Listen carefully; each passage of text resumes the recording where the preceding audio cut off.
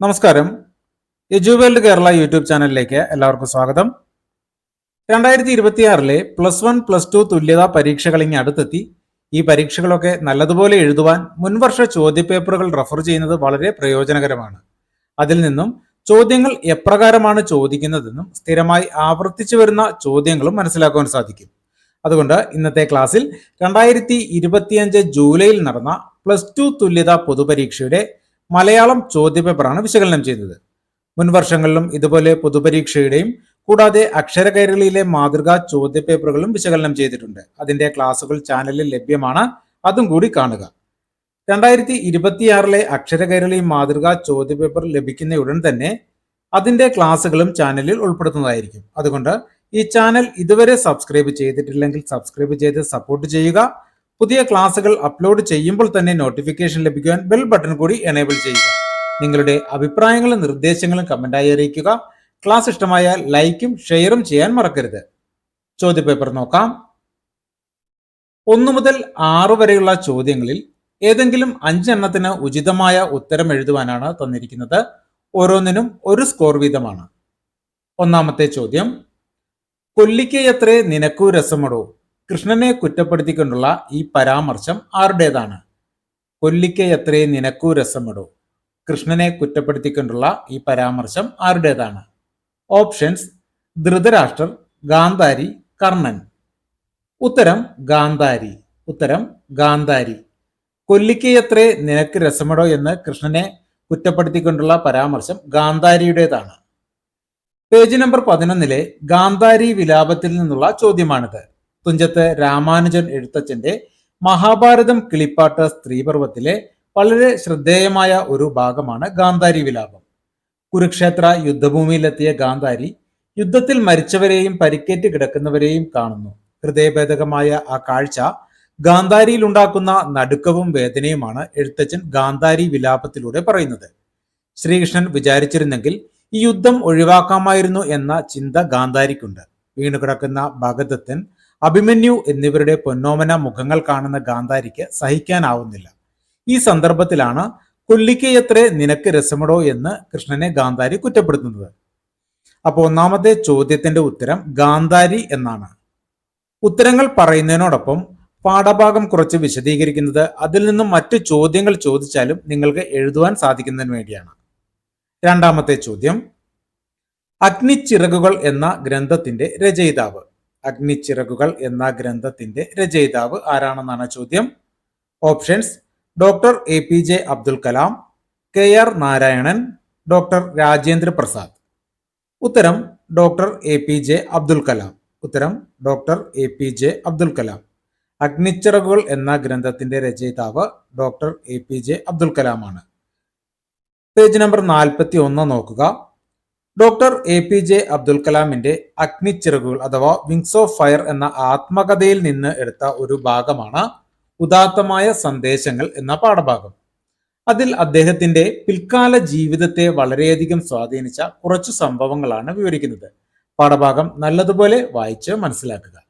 അപ്പോൾ രണ്ടാമത്തെ ചോദ്യത്തിന്റെ ഉത്തരം ഡോക്ടർ APJ അബ്ദുൽ കലാം. മൂന്നാമത്തെ ചോദ്യം, ജനാധിപത്യത്തിന്റെ 4ാം തൂണായി വിശേഷിപ്പിക്കുന്നത് എന്തിനെയാണ്? ജനാധിപത്യത്തിന്റെ 4ാം തൂണായി വിശേഷിപ്പിക്കുന്നത് എന്തിനെയാണെന്നാണ് ചോദ്യം. ഓപ്ഷൻസ്: നാടകം, സിനിമ, മാധ്യമം. ഉത്തരം മാധ്യമം. ഉത്തരം മാധ്യമം. ജനാധിപത്യത്തിന്റെ 4ാം തൂണായി വിശേഷിപ്പിക്കുന്നത് മാധ്യമങ്ങളെയാണ്. ഇത് page number 77 KK Sreedharan Nair എഴുതിയ പത്രമാധ്യമങ്ങളുടെ പ്രസക്തി എന്ന പാഠഭാഗത്തിൽ നിന്നുള്ള ചോദ്യമാണ്. രാഷ്ട്രീയവും സാമ്പത്തികവും വ്യാവസായികവും അതുപോലെ മതപരവും കക്ഷിരഹിതവും കുടുംബപരവുമായ വൈവിധ്യം പുലർത്തുന്നവയാണ് പത്രമാധ്യമങ്ങൾ. 4th എസ്റ്റേറ്റ് എന്ന് വിളിക്കപ്പെടുന്ന പത്രമാധ്യമങ്ങൾ ജനാധിപത്യത്തിന്റെ നെടുംതൂണുകളിൽ 4ാമത്തേതാണ്. ഈ പാഠഭാഗത്ത് നിന്നും ചോദിക്കാൻ സാധ്യതയുള്ള മറ്റൊരു ചോദ്യമാണ് ജനാധിപത്യത്തിന്റെ 4 നെടുംതൂണുകൾ ഏതൊക്കെയാണെന്ന്. അങ്ങനെ ഒരു ചോദ്യം ചോദിക്കാൻ സാധ്യതയുണ്ട്. ഉത്തരം പാർലമെന്റ്, എക്സിക്യൂട്ടീവ്, ജുഡീഷ്യറി, പത്രമാധ്യമങ്ങൾ. ജനാധിപത്യത്തിന്റെ 4 നെടുംതൂണുകൾ ഏതൊക്കെയാണ്? പാർലമെന്റ്, എക്സിക്യൂട്ടീവ്, ജുഡീഷ്യറി, പത്രമാധ്യമങ്ങൾ. അതുപോലെ മലയാളികളുടെ പ്രധാനപ്പെട്ട സാംസ്കാരിക മുദ്ര എന്നൊരു ചോദ്യം വന്നാൽ പത്രവായന എന്നുത്തരം എഴുതുക. മലയാളികളുടെ പ്രധാനപ്പെട്ട സാംസ്കാരിക മുദ്ര എന്നൊരു ചോദ്യം വന്നാൽ പത്രവായന എന്നുത്തരം എഴുതുക. നാലാമത്തെ ചോദ്യം, പ്രകാശം പരത്തുന്ന പെൺകുട്ടി എന്ന കഥ എഴുതിയതാര്? പ്രകാശം പരത്തുന്ന പെൺകുട്ടി എന്ന കഥ എഴുതിയതാര്? ഓപ്ഷൻസ്: പുനത്തിൽ കുഞ്ഞബ്ദുള്ള, എം മുകുന്ദൻ, ടി പത്മനാഭൻ. ഉത്തരം ടി പത്മനാഭൻ. ഉത്തരം ടി പത്മനാഭൻ. പ്രകാശം പരത്തുന്ന പെൺകുട്ടി എന്ന കഥ എഴുതിയത് ടി പത്മനാഭനാണ്. പേജ് നമ്പർ 113 ജീവന്റെ വഴി എന്ന പാഠം ടി പത്മനാഭന്റെ പുഴ കടന്ന് മരങ്ങളുടെ ഇടയിലേക്ക് എന്ന കൃതിയിൽ നിന്നും എടുത്തിട്ടുള്ളതാണ്. ഗൗരി, കടൽ, മലിനകാന്തി, മക്കൻ സിംഗിന്റെ മരണം എന്നിവയും അദ്ദേഹത്തിന്റെ പ്രധാന കൃതികളാണ്. അഞ്ചാമത്തെ ചോദ്യം, ഉദ്ബോധനം എന്ന കവിതയിൽ നട്ടെല്ല് വളയ്ക്കാതെ എന്തു ചെയ്യണമെന്നാണ് കവി പറയുന്നത്? ഉദ്ബോധനം എന്ന കവിതയിൽ നട്ടെല്ല് വളയ്ക്കാതെ എന്തു ചെയ്യണമെന്നാണ് കവി പറയുന്നത്?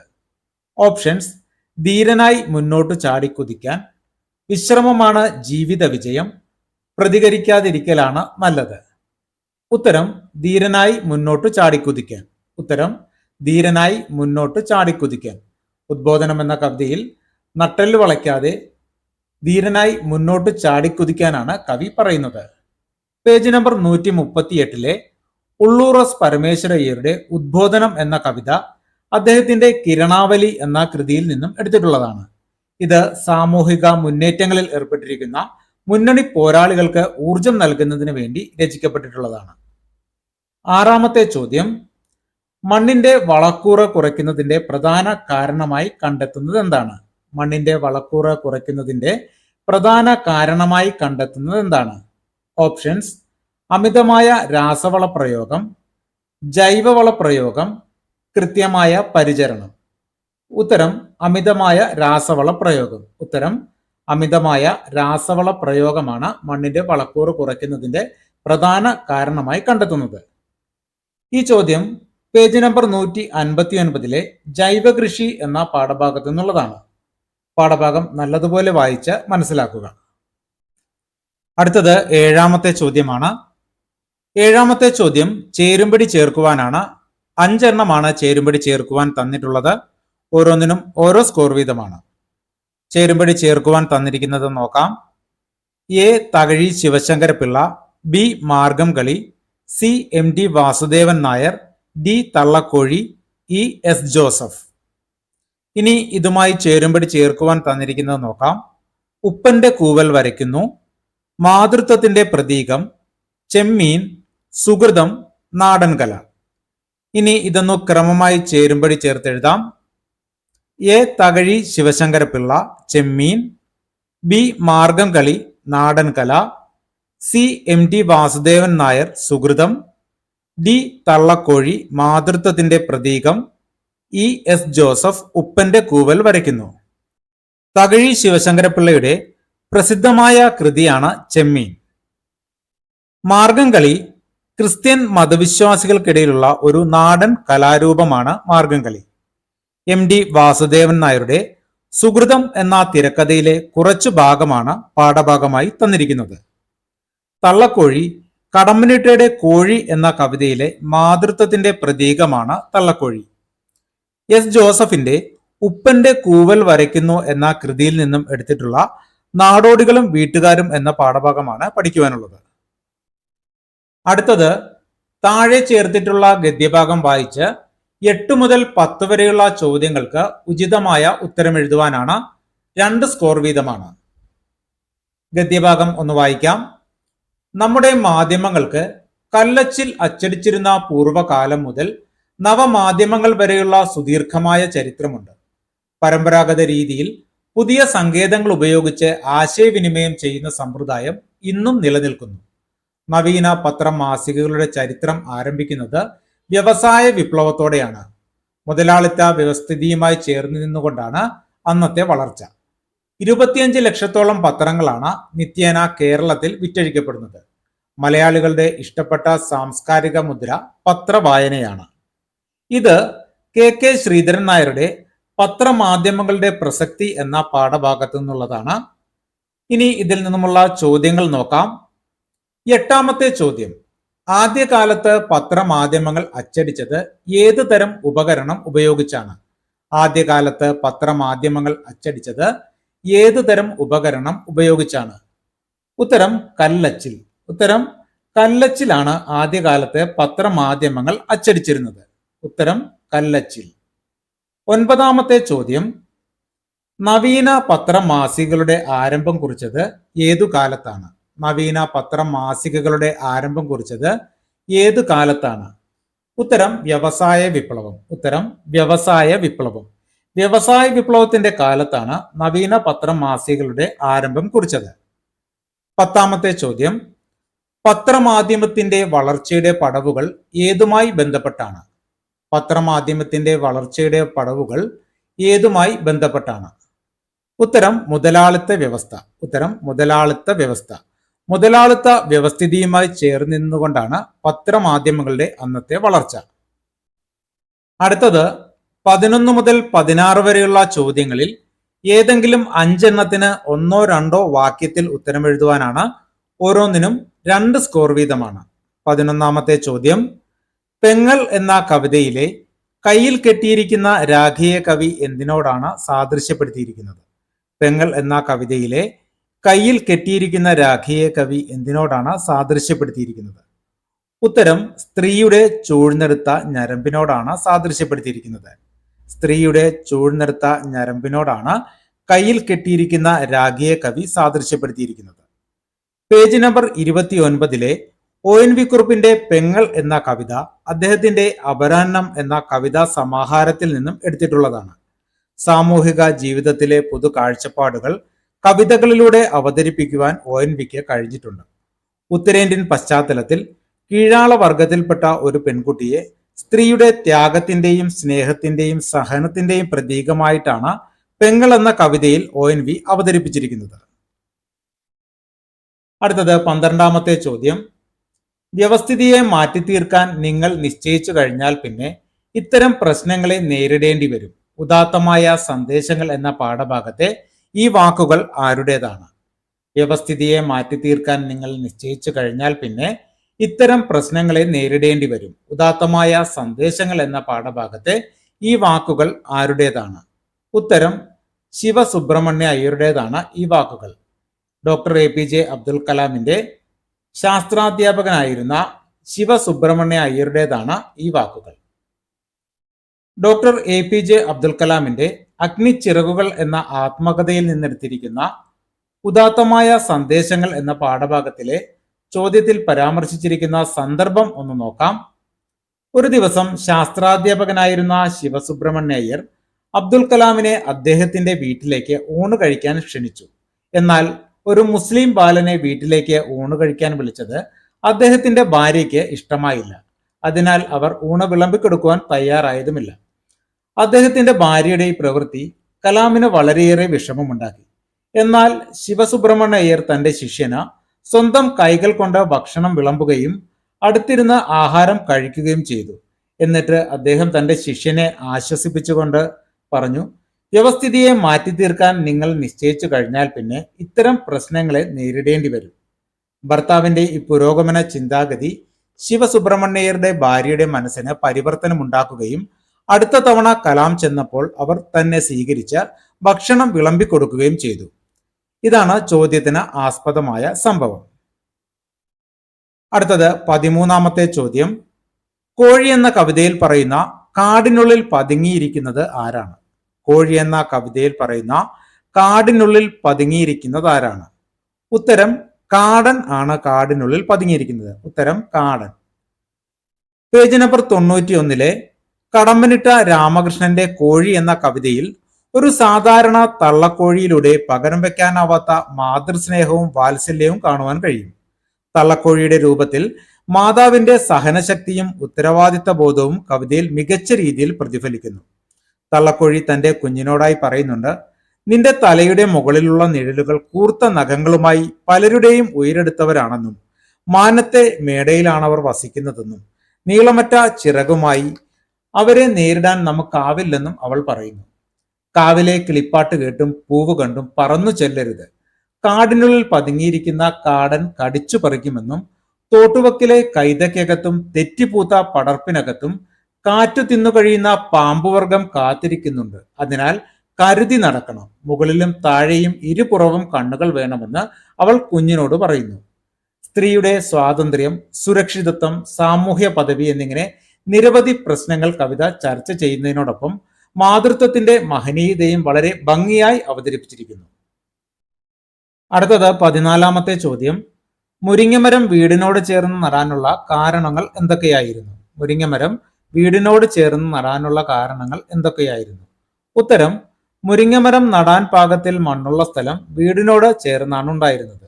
അതുകൂടാതെ മുരിങ്ങമരം ഒരിക്കലും ഒടിഞ്ഞു വീഴില്ല എന്നുള്ള വിശ്വാസവും കഥാകൃത്തിനുണ്ടായിരുന്നു.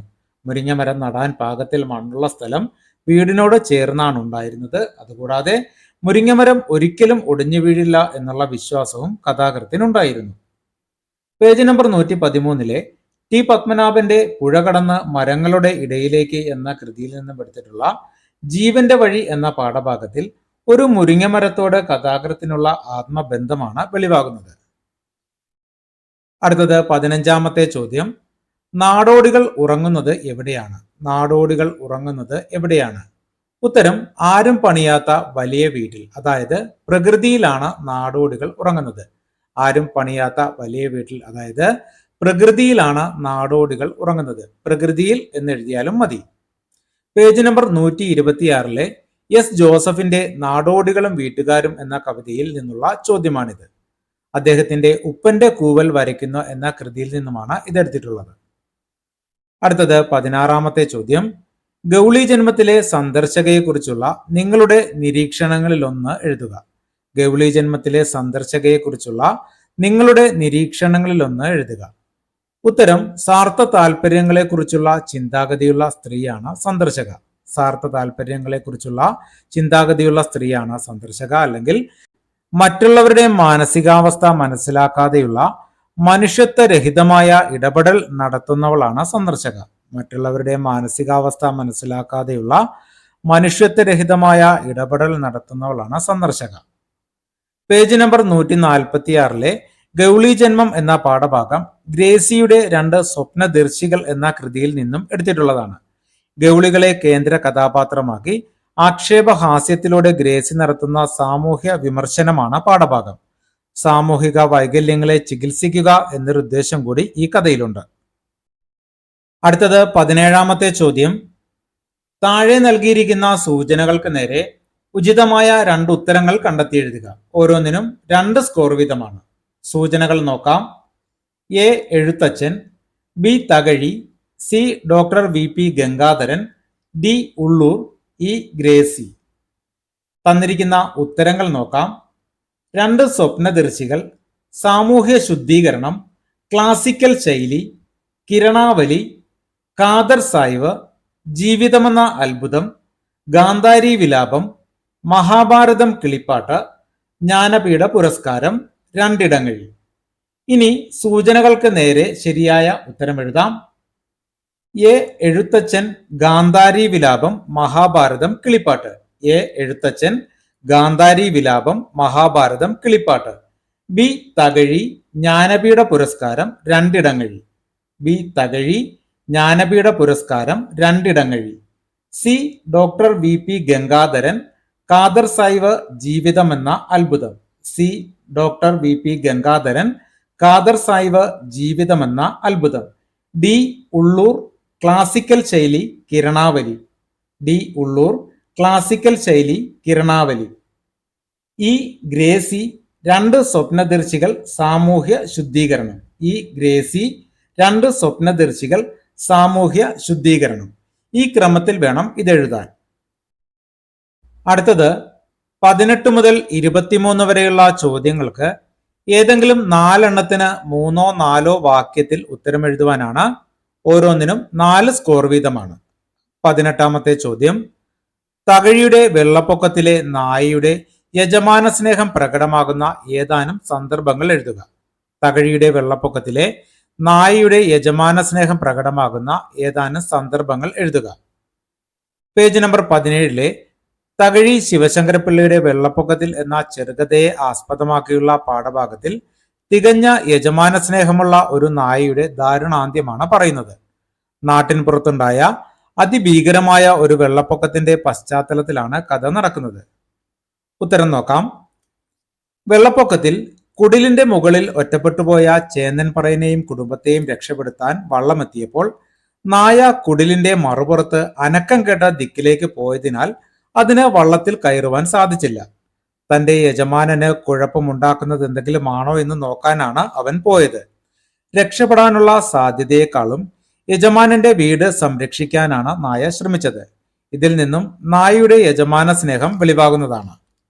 അതുപോലെ മറ്റൊരു സംഭവം, യജമാനൻ തന്നെ കൂട്ടാതെ പോയിട്ടും യജമാന സ്നേഹം ഒട്ടും ചോർന്നു പോയിട്ടില്ലാത്ത ആ നായ കുടിലിലേക്ക് വരുന്ന ജന്തുക്കളെ ആട്ടിപ്പായിക്കുകയും രാത്രിയിൽ കുടിലിനോട് ചേർന്നുള്ള വാഴക്കുല മോഷ്ടിക്കാൻ വള്ളത്തിലെത്തിയ മോഷ്ടാക്കളെ പ്രതിരോധിക്കുകയും ചെയ്യുന്നുണ്ട്. അതിലൊരാളെ നായ കടിക്കുന്നുമുണ്ട്. ഇതെല്ലാം നായയുടെ യജമാന സ്നേഹം വെളിവാകുന്ന സന്ദർഭങ്ങളാണ്.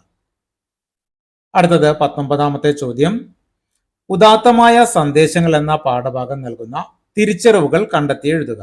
ഉദാത്തമായ സന്ദേശങ്ങൾ എന്ന പാഠഭാഗം നൽകുന്ന തിരിച്ചറിവുകൾ കണ്ടെത്തി എഴുതുക.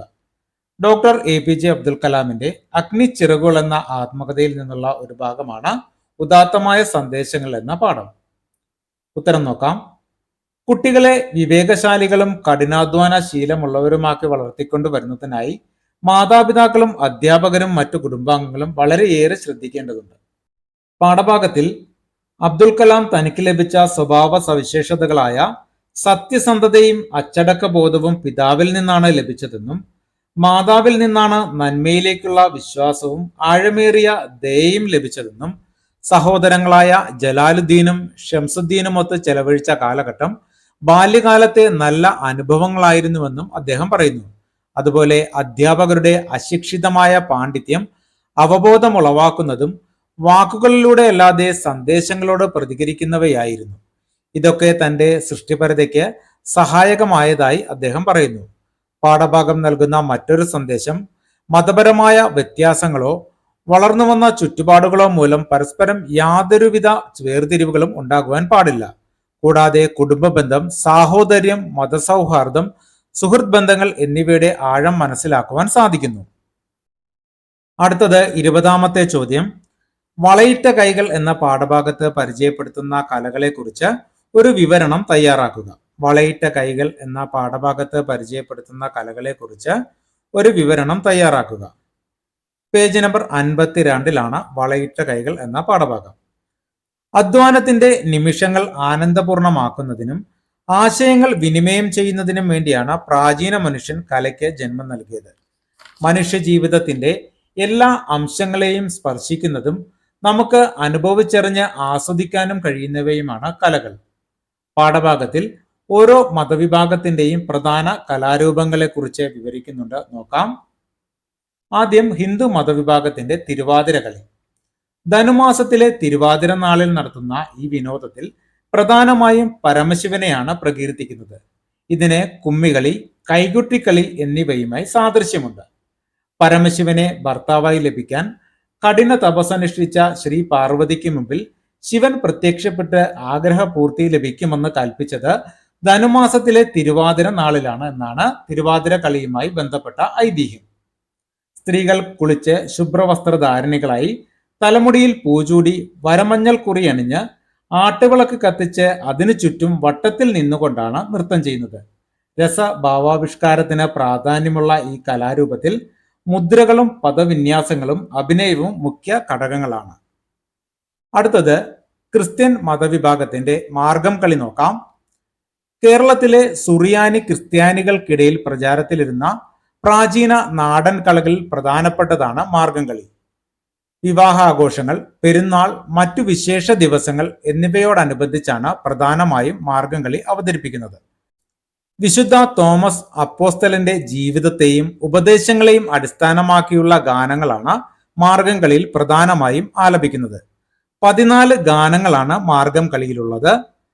കാലശ്ശേരിയിലെ വികാരിയായിരുന്ന ഇട്ടിത്തൊമ്മനാണ് മാർഗം കളിയുടെ രചയിതാവ്. കത്തുന്ന നിലവിളക്കിന് ചുറ്റും 12 നർത്തകിമാർ നൃത്തം ചെയ്യുന്നു. വിളക്കിൽ 12 തിരിയുണ്ടായിരിക്കും. ഇതിലൂടെ യേശുവിന്റെ 12 ശിഷ്യരെ അനുസ്മരിക്കുന്നതായി പറയപ്പെടുന്നു.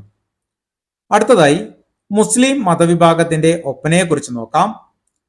വിവാഹാഘോഷങ്ങളോടനുബന്ധിച്ച് നടത്താറുള്ള മുസ്ലിം സംഘ നൃത്തമാണ് ഒപ്പന. വധുവിനെ മധ്യത്തിലിരുത്തി കൂട്ടുകാരികൾ വട്ടത്തിൽ അണിനിരന്ന് പാട്ടുപാടി നൃത്തം ചെയ്യുന്നു. സ്ത്രീകളാണ് ഈ കലാരൂപം മുഖ്യമായും അവതരിപ്പിക്കുന്നത്. ഒപ്പനയിൽ കൈ കൊട്ടുന്നതോടൊപ്പം വധുവിനെ കളിയാക്കിക്കൊണ്ടുള്ള ചേഷ്ടകളും ശ്രദ്ധേയമാണ്. വട്ടത്തിൽ ചുവടുവെക്കുന്നത് കൂടാതെ ഇരുന്നും എണീറ്റും അങ്ങോട്ടും ഇങ്ങോട്ടും മാറിയും നൃത്തം ചെയ്യുന്നു. ലളിതമായ ചുവടുവയ്പ് ഒപ്പനയുടെ സവിശേഷതയാണ്. മന്ദഗതിയിൽ ആരംഭിക്കുന്ന ഒപ്പന നൃത്തം ക്രമേണ താളത്തിന്റെ വേഗതയ്ക്കും പിരിമുറുക്കത്തിനും അനുസരിച്ച് ശീഘ്രഗതി പ്രാപിക്കുന്നു. ഒപ്പനയിലെ ഗാനങ്ങൾ അറബി മലയാളത്തിലാണ് രചിച്ചിട്ടുള്ളത്. മധ്യത്തിലെ കല്യാണ പെണ്ണ് പകിട്ടേറിയ കല്യാണ വേഷത്തിലും മറ്റുള്ളവർ പരമ്പരാഗത മുസ്ലിം വേഷവും ധരിച്ചാണ് ഒപ്പന അവതരിപ്പിക്കുന്നത്. ഈ കലകളൊക്കെ ഇന്ന് മത്സര വേദികളിൽ കാണുവാൻ കഴിയും. ഉത്തരം കുറച്ച് വിശദമായി പറഞ്ഞുവെന്നേ ഉള്ളൂ. സ്കോർ നോക്കി ഉത്തരം എഴുതിയാൽ മതി. അടുത്തത് 21ാമത്തെ ചോദ്യം. കാലത്തെയും തോൽപ്പിക്കാനുള്ള കെൽപ്പ് ഒന്നിനു മാത്രമേയുള്ളൂ, അതിരുകളില്ലാത്ത സ്നേഹത്തിന്. പാഠഭാഗത്തെ മുൻനിർത്തി വിശദമാക്കുക. കാലത്തെയും തോൽപ്പിക്കാനുള്ള കെൽപ്പ് ഒന്നിനു മാത്രമേയുള്ളൂ, അതിരുകളില്ലാത്ത സ്നേഹത്തിന്. പാഠഭാഗത്തെ മുൻനിർത്തി വിശദമാക്കുക. പേജ് നമ്പർ 100-ലെ ഡോക്ടർ VP ഗംഗാധരന്റെ ജീവിതമെന്ന അത്ഭുതം എന്ന കൃതിയിൽ നിന്നെടുത്തിട്ടുള്ള ജീവന്റെ വഴി എന്ന പാഠഭാഗം അദ്ദേഹത്തിന്റെ അടുത്ത് ചികിത്സയ്ക്കെത്തിയ ക്യാൻസർ രോഗിയായ ആമിനുമ്മയുടെയും അവരുടെ ഭർത്താവായ ഖാദർ സാഹിബിന്റെയും ജീവിതത്തിലൂടെയാണ് കടന്നുപോകുന്നത്. പരസ്പരം ഊന്നുവടികളാകുന്ന ഭാര്യയും ഭർത്താവും അവരുടെ കറയറ്റ സ്നേഹത്താൽ ജീവിതം തിരിച്ചുപിടിക്കുന്നതാണ് അതിരുകളില്ലാത്ത സ്നേഹത്തിന്റെ ഉള്ളടക്കം. ആമിനുമ്മ ക്യാൻസർ രോഗിയും ഖാദർ സാഹിബ് കടുത്ത ഹൃദ്രോഗിയുമാണ്. എന്നിരുന്നാലും തങ്ങളിൽ ഒരാളില്ലാതെ മറ്റൊരാൾക്ക് ജീവിക്കാൻ കഴിയില്ലെന്ന തിരിച്ചറിവും അവരുടെ അതിരുകളില്ലാത്ത സ്നേഹവുമാണ് അവരെ ജീവിതത്തിലേക്ക് തിരിച്ചു കൊണ്ടുവന്നത്. വാർദ്ധക്യത്തിലും ജീവിതം ആസ്വദിക്കാനുള്ള മാനസികാവസ്ഥയും പ്രതിസന്ധികളിൽ തളരാത്ത ആത്മവിശ്വാസവും അവർക്കുണ്ട്. രോഗിയെയും ചികിത്സയെയും വരുമാനത്തിനുള്ള മാർഗമായി കാണുന്ന ഒരു സമൂഹം നമുക്കിടയിലുണ്ട്. ഒരു രോഗി തന്നെ ചികിത്സിക്കുന്ന ഡോക്ടറിൽ ദൈവത്തിന്റെ ആർദ്രതയും കരുണയുമാണ് പ്രതീക്ഷിക്കുന്നത്. അത് നമുക്ക് ഡോക്ടർ VP ഗംഗാധരനിൽ കാണാൻ കഴിയും. അദ്ദേഹത്തിന്റെ സൗമ്യതയും ആത്മവിശ്വാസം പകരുന്ന വാക്കുകളും രോഗികൾക്ക് ആശ്വാസം നൽകുകയും അവരെ ജീവിതത്തിലേക്ക് തിരിച്ചു കൊണ്ടുവരികയും ചെയ്യുന്നു. അടുത്തത് 22ാമത്തെ ചോദ്യം. ഒരു ചെറുമരത്തിന്റെ വീഴ്ചയിൽ വേദനിക്കുന്ന മനുഷ്യന്റെ കഥ പറയുകയാണ് T. പത്മനാഭൻ ജീവന്റെ വഴി എന്ന കഥയിൽ. പ്രതികരണം എഴുതുക. ഒരു ചെറുമരത്തിന്റെ വീഴ്ചയിൽ വേദനിക്കുന്ന മനുഷ്യന്റെ കഥ പറയുകയാണ് T. പത്മനാഭൻ ജീവന്റെ വഴി എന്ന കഥയിൽ. പ്രതികരണം എഴുതുക. T. പത്മനാഭന്റെ പുഴ കടന്ന് മരങ്ങളുടെ ഇടയിലേക്ക് എന്ന കൃതിയിൽ നിന്നും എടുത്തിട്ടുള്ള ജീവന്റെ വഴി എന്ന പാഠഭാഗത്തിൽ കഥാകാരൻ നട്ടുവളർത്തിയ ഒരു മുരിങ്ങമരം ഒടിഞ്ഞു വീഴുന്നതും അത് കഥാകാരനുണ്ടാക്കിയ മനോവിഷമവുമാണ് പറയുന്നത്. മുരിങ്ങമരത്തോട് അദ്ദേഹത്തിനുള്ള ആത്മബന്ധം വളരെ വലുതാണ്. പാറകൾ നിറഞ്ഞ തന്റെ സ്ഥലത്ത് മുരിങ്ങ നടാൻ പാകത്തിൽ മണ്ണുള്ള സ്ഥലങ്ങൾ വേറെ ഇല്ലാതിരുന്നതിനാലാണ് ഭാര്യ എതിർത്തിട്ടും വീടിനോട് ചേർന്ന് മുരിങ്ങ നട്ടത്. ഒരു ദിവസം യാതൊരു കാരണവുമില്ലാതെ മുരിങ്ങമരം ഒടിഞ്ഞു വീണു. മുറിപ്പാടിൽ നീരൊലിച്ചു നിൽക്കുന്ന മുരിങ്ങമരത്തെ കാണുമ്പോൾ അദ്ദേഹം വളരെയധികം ദുഃഖിതനാവുകയും തനിക്ക് മുറിവേറ്റതായി അദ്ദേഹത്തിന് അനുഭവപ്പെടുകയും ചെയ്യുന്നു. മുരിങ്ങയുടെ വീഴ്ചയിൽ മാസങ്ങളായി തന്നെ അലട്ടിക്കൊണ്ടിരുന്ന വലതുകൈയുടെ വേദനയെക്കുറിച്ച് പോലും അദ്ദേഹം മറന്നുപോയി. മുരിങ്ങമരം വീഴുന്നതിന് മുമ്പ് എന്നും നിറയെ പക്ഷികൾ വിരുന്നുകാരായി എത്തിയിരുന്നു. അവരിൽ ചിലർ കലപില ശബ്ദമുണ്ടാക്കും, ചിലർ ആകാശത്തേക്ക് നോക്കി ഉറക്കെ പാടും. പലതരം കിളികൾ, ഒലഞ്ഞാലി, ബുൾബുൾ, വണ്ണാത്തിപ്പുള്ള്, മരത്തിന്റെ തണലിൽ എപ്പോഴും ശബ്ദമുണ്ടാക്കി കൊത്തിപ്പറക്കുന്ന ചപ്പില കിളികൾ, നൃത്തം ചെയ്യുന്ന ശലഭങ്ങൾ, മൂളിപ്പറക്കുന്ന വണ്ടുകൾ, ഇവരൊക്കെ നിത്യ സന്ദർശകരായിരുന്നു. ഇതിൽ നിന്നും സർവചരാചരങ്ങളും കൈകോർക്കുന്ന വിസ്മയമാണ് പ്രകൃതി എന്ന് നമുക്ക് മനസ്സിലാക്കാം. അടുത്തത് 23ാമത്തെ ചോദ്യം. ജൈവ കൃഷി എന്നതുകൊണ്ട് ഉദ്ദേശിക്കുന്നത് എന്താണ്? വിശദീകരിക്കുക. ജൈവ കൃഷി എന്നതുകൊണ്ട് ഉദ്ദേശിക്കുന്നത് എന്താണ്? വിശദീകരിക്കുക. പേജ് നമ്പർ 159-ലെ ജൈവ കൃഷി എന്ന പാഠഭാഗത്തു നിന്നുള്ള ചോദ്യമാണിത്. ജൈവ കൃഷി എന്നത് കൃത്രിമ രാസവളങ്ങളോ കീടനാശിനികളോ വളർച്ചാ സഹായികളോ ഒന്നും ഉപയോഗിക്കാതെയുള്ള കൃഷിരീതിയാണ്. നമുക്ക് ചുറ്റും സ്വാഭാവികമായി ലഭിക്കുന്ന കാലിവളം, കമ്പോസ്റ്റ്, പച്ചിലവളം തുടങ്ങിയവയാണ് ഇതിനുപയോഗിക്കുന്നത്. കീടങ്ങളെ നശിപ്പിക്കാൻ ജൈവ കീട നിയന്ത്രണ മാർഗങ്ങൾ ഉപയോഗിക്കുന്നതിലൂടെ മണ്ണിന്റെ പോഷക സമൃദ്ധിയും ഫലപുഷ്ടിയും നിലനിർത്താൻ സഹായിക്കുന്നു. വിഷരഹിതമായ ഭക്ഷ്യോൽപ്പന്നങ്ങൾ ലഭിക്കുന്നതോടൊപ്പം സസ്യങ്ങൾക്ക് സ്വാഭാവിക പ്രതിരോധശേഷി നിലനിർത്താനും ജൈവ കൃഷി ഉപകരിക്കുന്നു. ജൈവ കൃഷി എന്നത് കേവലം ഒരു കൃഷിരീതി മാത്രമല്ല, അതൊരു ജീവിത രീതി തന്നെയാണ്. പരമ്പരാഗത കൃഷിരീതികളും പുത്തൻ സാങ്കേതിക വിദ്യകളും കൂട്ടിയിണക്കി കാർഷികോൽപാദനം മെച്ചപ്പെടുത്തുന്നതിലാണ് ജൈവ കൃഷിയുടെ വിജയം. രാസവളങ്ങളും കൃത്രിമ കീടനാശിനികളും ഉപയോഗിച്ചുള്ള ആധുനിക കൃഷിരീതികൾ മണ്ണിന്റെ ഫലപുഷ്ടി നശിപ്പിക്കുകയും വളക്കൂറ് ഇല്ലാതാക്കുകയും പ്രകൃതിയുടെ താളം തെറ്റിക്കുകയും ചെയ്യുന്നു. കൂടാതെ നിരവധി ആരോഗ്യ പ്രശ്നങ്ങൾക്കും രാസവള കൃഷി കാരണമാകുന്നു. ഈ ക്ലാസ് ഇവിടെ പൂർണ്ണമാവുകയാണ്. ഈ ചോദ്യപേപ്പറിലെ ബാക്കിയുള്ള ചോദ്യോത്തരങ്ങൾ അടുത്ത ക്ലാസ്സിൽ വിശദീകരിക്കുന്നതാണ്. ക്ലാസ്സുകൾ കേൾക്കുന്നതിനോടൊപ്പം ടെക്സ്റ്റ് ബുക്ക് നല്ലതുപോലെ വായിക്കുക. പരമാവധി എല്ലാ വിഷയങ്ങളുടെയും ക്ലാസ്സുകൾ ചാനലിൽ ഉൾപ്പെടുത്തുന്നതാണ്. അതുകൊണ്ട് ചാനൽ ഇതുവരെ സബ്സ്ക്രൈബ് ചെയ്തിട്ടില്ലെങ്കിൽ സബ്സ്ക്രൈബ് ചെയ്ത് സപ്പോർട്ട് ചെയ്യുക. പുതിയ ക്ലാസ്സുകൾ അപ്ലോഡ് ചെയ്യുമ്പോൾ തന്നെ നോട്ടിഫിക്കേഷൻ ലഭിക്കാൻ ബെൽ ബട്ടൺ കൂടി എനേബിൾ ചെയ്യുക. നിങ്ങളുടെ അഭിപ്രായങ്ങളും നിർദ്ദേശങ്ങളും കമന്റായി അറിയിക്കുക. ക്ലാസ് ഇഷ്ടമായ ലൈക്കും ഷെയറും ചെയ്യാൻ മറക്കരുത്. നന്ദി, നമസ്കാരം.